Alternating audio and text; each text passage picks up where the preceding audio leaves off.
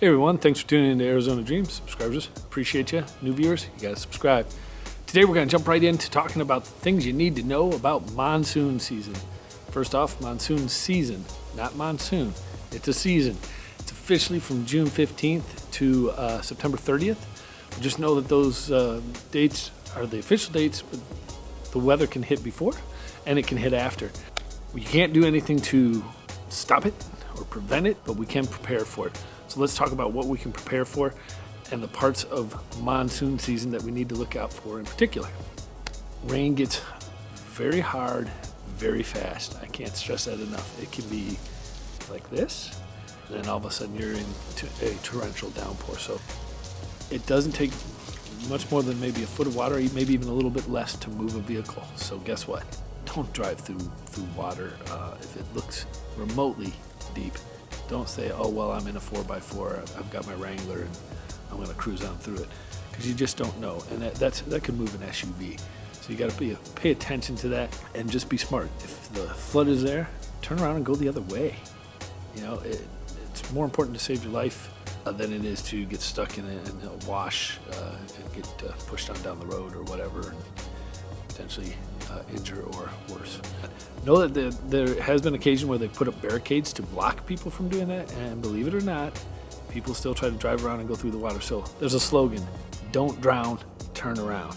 According to the National Weather Service, flash floods rank at the top of thunderstorm-related deaths, and nearly half of all flood fatalities are vehicle-related.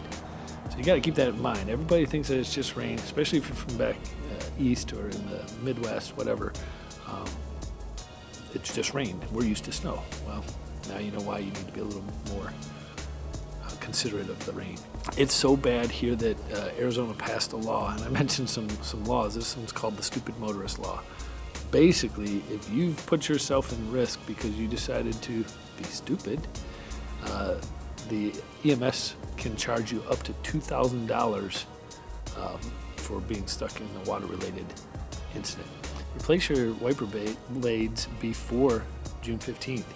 A nice new set of wiper blades will come in immensely helpful, especially with the torrential downpour that we get during some of these monsoon storms.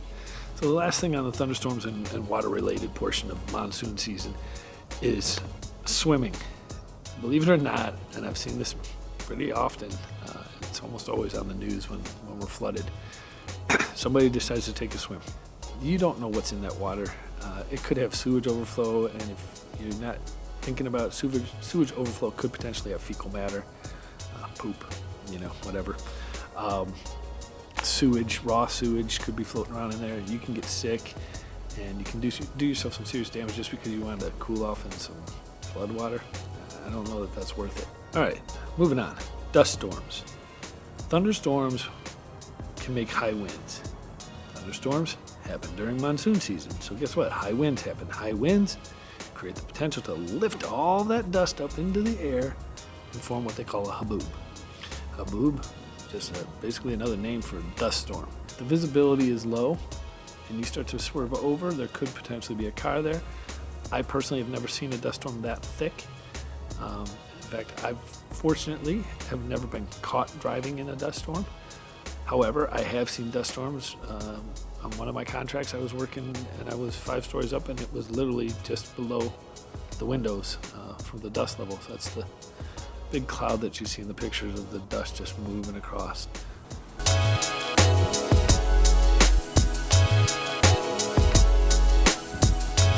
According to ADOT, if you become caught in a dust storm and have pulled off the highway, you're in a dangerous spot.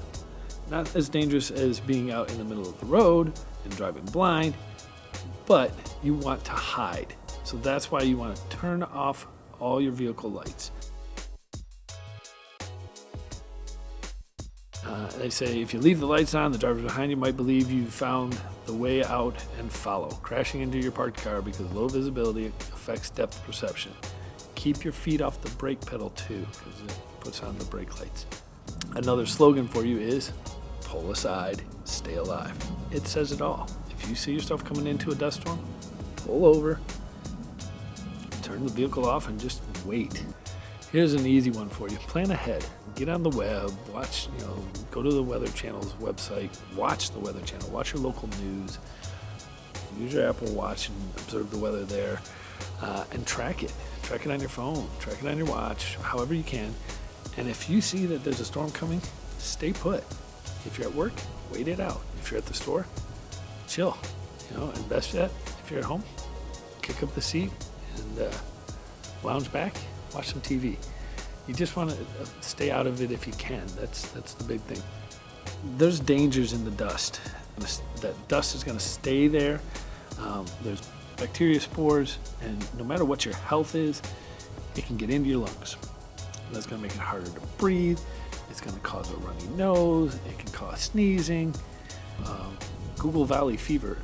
It's not directly related to monsoon season, but the causes can certainly be increased during monsoon season. So that's just one thing to think about. According to Pinal County says you can protect yourself in a dust storm by covering your nose and your mouth, breathing through a wet cloth. So just get a wet cloth and hold it over your mouth. That'll help keep any of those particulates out. And then I've never done this one, but you can put petroleum jelly in your nostrils to prevent your mucous membranes from drying out. I haven't heard of that one, but it's on Pinal County's site, so you can check that out. That's Pinal County. That's it for the monsoon season here in Arizona. Otherwise, you know the drill. Subscribe, share, like, comments down below. Ring the bell for those alerts. Check back for the next video. Take care. The last thing on our list is tell the dog to be quiet.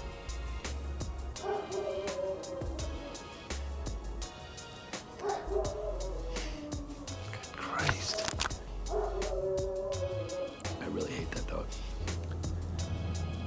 If a power line's touching you,